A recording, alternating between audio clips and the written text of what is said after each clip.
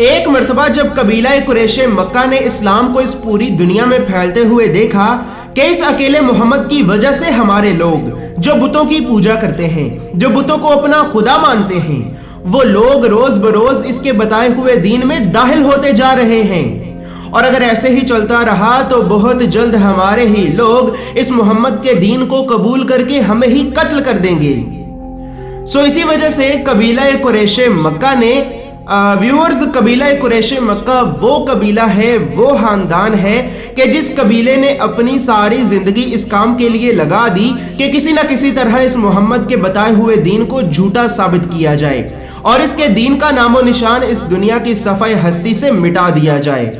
یہ وہی قبیلہ تھا کہ جو قبیلہ اپنی ساری زندگی مکہ میں رہ کے اسلام کے خلاف سازشیں کرتا رہا، اور اسی قبیلے کی انہی سازشوں کی وجہ سے ہی ہمارے نبی حضرت محمد مصطفیٰ صلی اللہ علیہ وآلہ وسلم کو نہ چاہتے ہوئے بھی مکہ سے مدینہ کی طرف ہجرت کرنا پڑی۔ اسی وجہ سے قبیلہ قریش مکہ نے حضرت محمد مصطفیٰ صلی اللہ علیہ وآلہ وسلم اور دین اسلام کو جھٹلانے کے لیے، یعنی کہ جھوٹا ثابت کرنے کے لیے، اپنے سارے قبیلے میں سے 3 عقل مند لوگوں کو باہر نکالا اور ان 3 عقل مند لوگوں کو نجران کے عالم یہودیوں کی طرف بھیجا کہ جاؤ نجران، اور نجران جا کر نجران کے عالم یہودیوں سے وہ علم، وہ باتیں اور وہ علوم سیکھ کر آؤ کہ جن علوم کے ذریعے ہم محمد اور محمد کے دین کو جھوٹا ثابت کر سکیں۔ اسی طرح وہ 3 عقل مند لوگ سرزمین مکہ سے سرزمین نجران میں پہنچے۔ نجران ایک شہر کا نام ہے اور یہ شہر موجودہ دور میں سعودی عربیہ میں موجود ہے۔ اسی طرح جب وہ 3 عقل مند لوگ سرزمین مکہ سے سرزمین نجران میں پہنچے تو سرزمین نجران میں پہنچنے کے بعد وہاں پر ان 3 عقل مند لوگوں کی ملاقات نجران کے سب سے بڑے یہودی عالموں سے ہوئی۔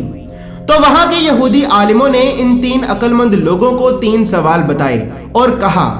کہ جاؤ اور جا کر محمد سے یہ 3 سوال کرو، اور اگر محمد ان 3 سوالوں کا صحیح جواب دیتا ہے تو یہ سمجھ لینا کہ وہ ایک سچا نبی ہے، اور جب وہ ان 3 سوالوں کا صحیح جواب دے دے گا تو تم پھر اس سے ایک اور 4تھا سوال کرنا، اور اگر محمد تمہارے اس 4تھے سوال کا بھی جواب دیتا ہے تو پھر یہ سمجھ لینا کہ وہ ایک جھوٹا نبی ہے، کیونکہ ہماری کتاب اور ہمارے علم کے مطابق اس 4تھے سوال کا جواب صرف اور صرف اللہ کی پاک ذات کے علاوہ اور کوئی نہیں جانتا، حتیٰ کہ وہ آخری نبی بھی نہیں جانتا کہ جس کا ذکر ہماری کتابوں میں موجود ہے۔ اسی طرح ان 3 عقل مند لوگوں نے یہ کچھ سوالات اپنی کتاب میں لکھے اور واپس قبیلہ قریش مکہ کی طرف لوٹ گئے۔ جب یہ 3 عقل مند لوگ سرزمین مکہ میں قبیلہ قریش کے پاس واپس پہنچے تو واپس پہنچنے کے بعد ان 3 عقل مند لوگوں نے یہ جو سوالات نجران کے یہودی عالموں سے لے کر اپنی کتاب میں لکھے تھے تو وہ سوالات ان 3 عقل مند لوگوں نے اپنے قبیلے یعنی کہ قبیلہ قریش مکہ کے بڑے بڑے عالموں کے سامنے رکھے اور انہیں ان کے سوالات کے جوابات پوچھے،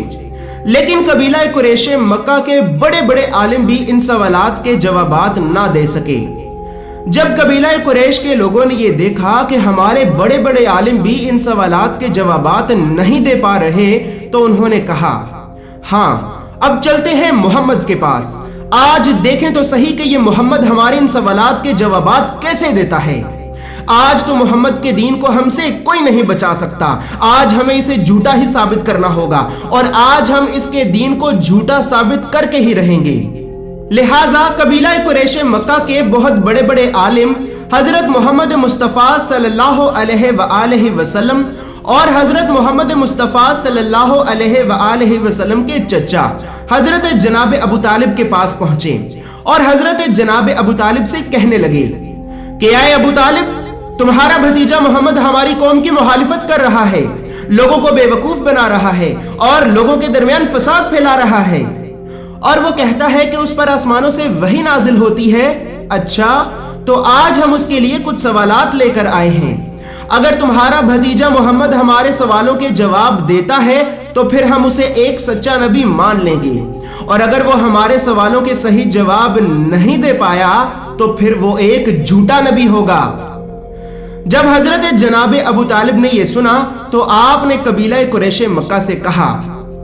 کہ آئے قبیلہ قریش، تمہارے ذہنوں میں جو جو سوال ہے وہ سوال میرے بھتیجے محمد سے کرو، تم اس کا دانشمندانہ جواب پاؤ گے۔ جب قبیلہ قریش مکہ نے یہ سنا کہ محمد جواب دینے کے لیے تیار ہے تو قبیلہ قریش مکہ میں سے کچھ لوگ آگے بڑھے اور حضرت محمد مصطفیٰ صلی اللہ علیہ وآلہ وسلم سے اپنا پہلا سوال کیا کہ اے محمد، ہمیں یہ بتائیں کہ وہ ایسے کون سے لوگ ہیں کہ جو پہلے زمانے میں موجود تھے لیکن پھر وہ اچانک غائب ہو گئے اور پھر وہ سو گئے۔ اب آپ ہمیں یہ بتائیں کہ یہ لوگ کون تھے، یہ لوگ کتنی دیر تک سوئے رہے، اور جب یہ لوگ نیند سے بیدار ہوئے یعنی کہ نیند سے اٹھے تو انہوں نے کیا کیا کیا اور ان کا قصہ کیا ہے۔ جب قبیلہ قریش مکہ نے حضرت محمد مصطفیٰ صلی اللہ علیہ وآلہ وسلم سے یہ پہلا سوال کیا تو حضرت محمد مصطفیٰ صلی اللہ علیہ وآلہ وسلم نے انہیں ان کے پہلے سوال کا جواب دیا کہ آئے قبیلہ قریش، وہ لوگ جو پہلے زمانے میں موجود تھے لیکن پھر وہ اچانک غائب ہو گئے اور پھر وہ سو گئے، تو وہ لوگ صحابہ کہف تھے۔ یہ وہ لوگ تھے کہ جو اپنے رب سے راضی تھے اور ان کا رب ان سے راضی تھا۔ جب صحابہ کہف کے دور میں ایک ظالم بادشاہ نے یہ چاہا کہ صحابہ کہف اللہ کے سچے دین کو چھوڑ کر ہمارا دین قبول کر لیں، تو صحابہ کہف اپنے ایمان اور اپنے دین کو اس ظالم بادشاہ سے بچانے کے لیے اس ظالم بادشاہ کے شہر سے بھاگ کر شہر کے باہر ایک غار میں جا کر چھپ گئے اور اللہ رب العزت سے یہ دعا کرنے لگے کہ اے میرے پروردگار، ہمیں اس ظالم بادشاہ کے شر سے بچا۔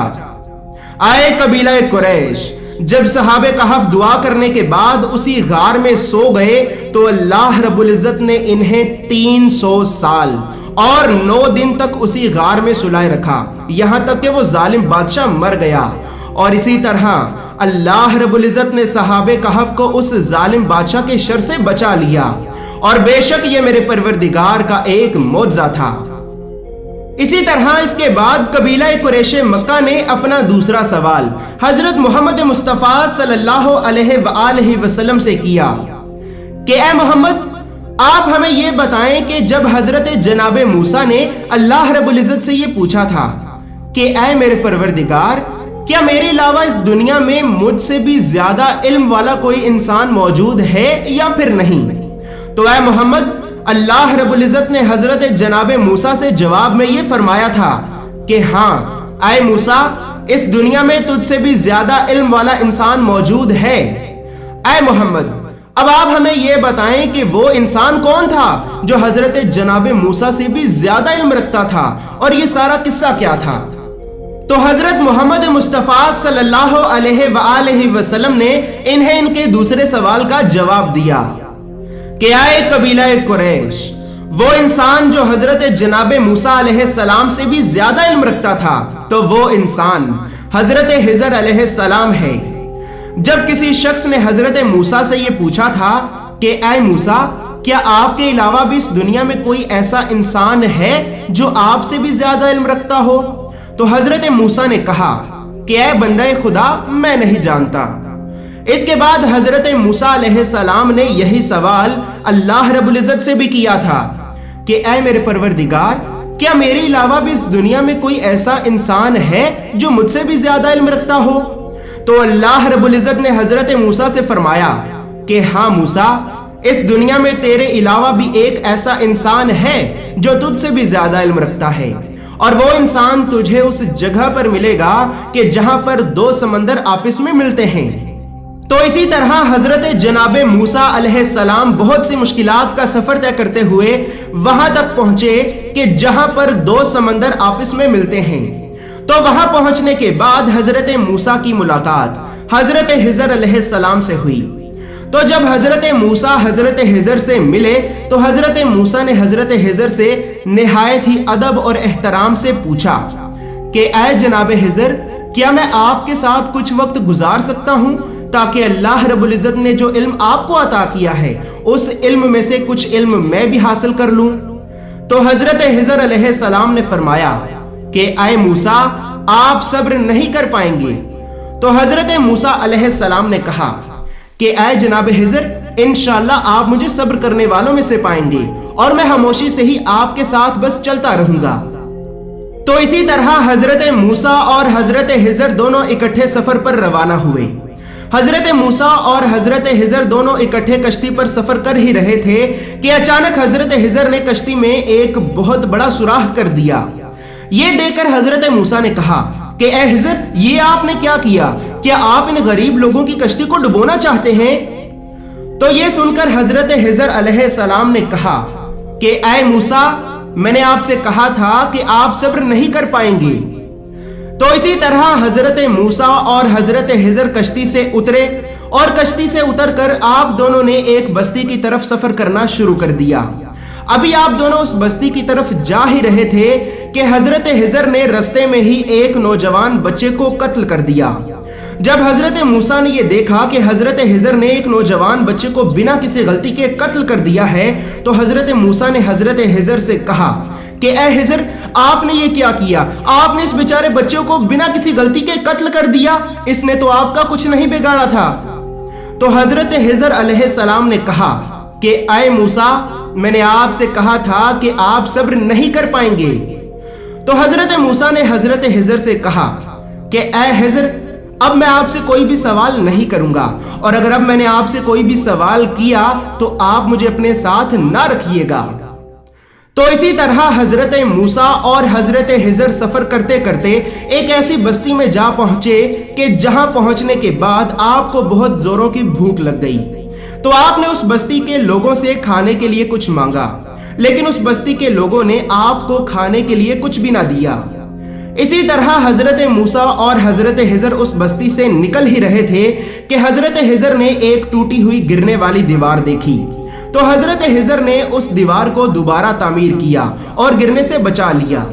जब हजरत मूसा अलैहिस्सलाम ने यह देखा कि इन लोगों ने तो हमें खाने के लिए भी कुछ नहीं दिया और हजरत हिजर तो इन लोगों की टूटी और गिरी हुई दीवार बनाकर इन पे उल्टा एहसान किए जा रहे हैं, तो हजरत मूसा ने हजरत हिजर से पूछा कि ए हिजर, पहले आपने कश्ती में सुराख करके उन बेचारे गरीब लोगों का नुकसान किया, फिर आपने एक बेचारे बच्चे को बिना किसी गलती के कत्ल कर दिया। उस कश्ती वाले ने और उस बेचारे बच्चे ने तो हमारा कुछ नहीं बिगाड़ा था, लेकिन आपने उनका नुकसान किया।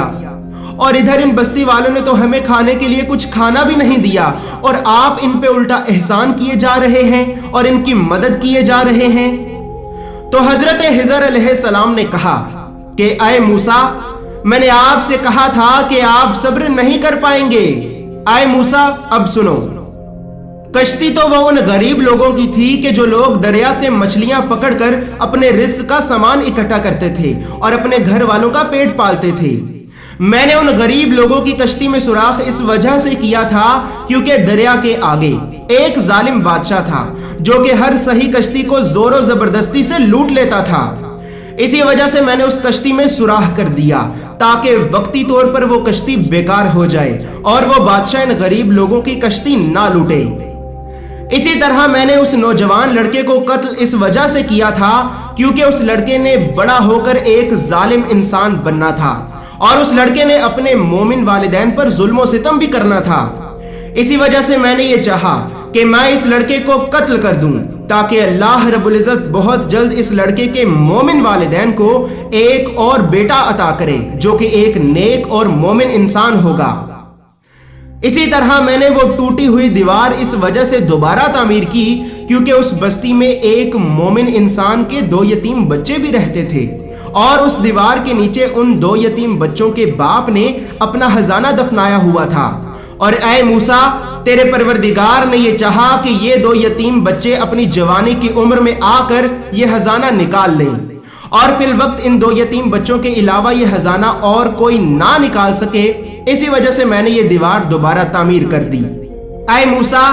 मैंने दर हकीकत अपने गैब के इल्म से इन सभी लोगों के लिए एक अच्छा काम किया जो कि जाहिरी तौर पर एक बुरा काम दिख रहा था, लेकिन ये मेरे परवरदिगार का मुझ पे कर्म है कि जिसने मुझे गैब के इल्म से आगाह किया। ऐ मूसा, मैंने आपसे कहा था कि आप सब्र नहीं कर पाएंगे, इसी वजह से अब आप अपने रास्ते पर और मैं अपने रास्ते पर। इसी तरह इसके बाद कबीला कुरैश मक्का ने अपना तीसरा सवाल हजरत मोहम्मद मुस्तफ़ा सल्लल्लाहु अलैहि वसल्लम से किया कि ए मोहम्मद, اب آپ ہمیں یہ بتائیں کہ وہ شخص کون تھا کہ جو مشرق و مغرب یعنی کہ جہاں سے سورج نکلتا اور ڈھلتا ہے وہاں تک پہنچا اور اللہ رب العزت نے اسے اس زمین کی بادشاہی عطا کی؟ اے محمد اب آپ ہمیں اس انسان کا نام بتائیں۔ تو حضرت محمد مصطفیٰ صلی اللہ علیہ وآلہ وسلم نے انہیں ان کے تیسرے سوال کا جواب دیا کہ اے قبیلہ قریش، وہ شخص کے جو مشرق و مغرب یعنی کہ جہاں سے سورج نکلتا اور ڈھلتا ہے وہاں تک پہنچا اور اللہ رب العزت نے اسے اس زمین کی بادشاہی عطا کی، تو وہ شخص حضرت جناب ذوالقرنین علیہ السلام تھے۔ بے شک اللہ رب العزت نے جناب ذوالقرنین کو اس زمین کی بادشاہی عطا کی، اور وہ جناب ذوالقرنین ہی تھے کہ جنہوں نے اس زمین اور یاجوج مجوج کی قوم کے درمیان انسانوں کی حفاظت کے لیے لوہے اور پگھلے ہوئے تانبے سے ایک دیوار بنا دی۔ اور بے شک یہ وہ لوگ ہیں کہ جو اپنے رب سے راضی ہیں اور ان کا رب ان سے راضی ہے۔ جب قبیلہ قریش مکہ کے ان عالم اور عقل مند لوگوں نے یہ دیکھا کہ محمد ایک ایک کر کے ہمارے سوالوں کا صحیح جواب دیے جا رہا ہے، تو قبیلہ قریش کے لوگوں نے نہایت ہی ادب اور احترام سے کہا کہ اے محمد، اگر آپ نے ہمارے اس آخری سوال کا صحیح جواب دے دیا تو ہمارا قبیلہ آپ کو نبی مانے یا نہ مانے، ہم آپ کو اللہ کا سچا نبی مان لیں گے۔ اے محمد اب آپ ہمیں یہ بتائیں کہ قیامت کب قائم ہوگی؟ ویورز، یہاں پر یہ بات یاد رہے کہ نجران کے یہودی عالموں نے قبیلہ قریش کے ان 3 عقل مند لوگوں سے یہ کہا تھا کہ اگر محمد تمہارے آخری سوال کا اپنے سے ہی جان بوجھ کر کوئی من گھڑت جواب دیتا ہے تو یہ سمجھ لینا کہ وہ ایک جھوٹا نبی ہے۔ سو ویورز، قبیلہ قریش کے وہ لوگ یہ سوچ رہے تھے کہ محمد نے تو ہمیں پہلے ہی ہمارے 3 سوالوں کا جواب دے دیا ہے، اب آخری سوال کا بھی کوئی نہ کوئی جواب تو دے گا۔ تو اسی طرح حضرت محمد مصطفیٰ صلی اللہ علیہ وآلہ وسلم نے انہیں ان کے آخری سوال کا جواب دیا کہ اے قبیلہ قریش، میرا پروردگار مجھ سے یہ کہتا ہے کہ اے میرے حبیب، یہ جو لوگ آپ سے قیامت کے بارے میں سوال کرتے ہیں کہ قیامت کب آئے گی، تو آپ ان سے کہہ دیجئے کہ قیامت کا علم تو صرف اللہ کے پاس ہے اور وہی اسے وقت پر ظاہر کرے گا۔ اسی طرح اس کے بعد جب قبیلہ قریش کے ان لوگوں نے یہ دیکھا